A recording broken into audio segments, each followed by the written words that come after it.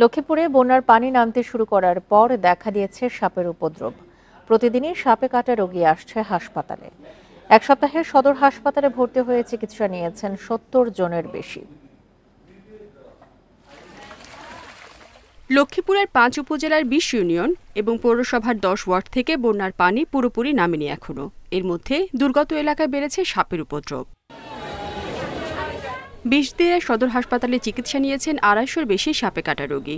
একদিকে দুর্যোগে তছনছ হয়ে গেছে স্বাভাবিক জীবনযাত্রা, অন্যদিকে সাপের উপদ্রব বেড়ে যাওয়ায় নতুন আতঙ্কে দুর্গতরা।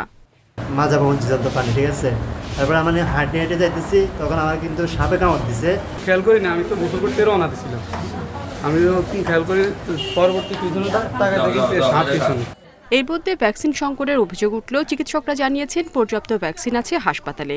সাপে কাটলে যত দ্রুত সম্ভব চিকিৎসা নেওয়ার পরামর্শ চিকিৎসকদের। সাপে কামড় দিলে আতঙ্কিত হওয়ার কিছু নাই, মানুষ কিন্তু সাপে কামড়ে মরে কম, মরে আসলে আতঙ্কিত হয়ে হার্ট অ্যাটাক করে। সো আমি বলবো যে সাপে কামড় দিলে সাথে সাথেই সদর হাসপাতালে নিয়ে আসলে আশা করি কোনো মানুষ মারা যাওয়ার কথা না। পানি বাড়ার কারণে কিছু সাপে কাটা রোগী এবং কিছু আননোন বাইটের রোগী আমাদের হসপিটালে আসছে। আমাদের স্বাস্থ্য বিভাগের মেডিকেল টিম ছাড়াও বৈষম্য বিরোধী ছাত্র আন্দোলনের পক্ষ থেকে মেডিকেল টিম এসছে এবং এছাড়াও বিভিন্ন স্বেচ্ছাসেবী সংস্থার পক্ষ থেকেও মেডিকেল টিম বেশ কয়েকটা কাজ করে যাচ্ছে।